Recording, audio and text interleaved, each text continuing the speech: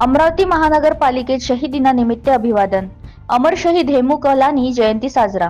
शहीद दिनानिमित्त भगतसिंग, सुखदेव व राजगुरू यांना अभिवादन करताना अमरावती महानगरपालिकेत अमर शहीद हेमू कलानी यांच्या जयंती ही उत्साहात साजरा करण्यात आली.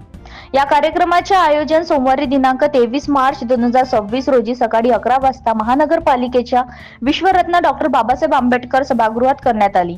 यावेळी महापौर श्रीचंद तेजवानी यांच्या हस्ते क्रांतिकारांच्या प्रतिमांना पुष्पहार अर्पण करून अभिवादन करण्यात आले.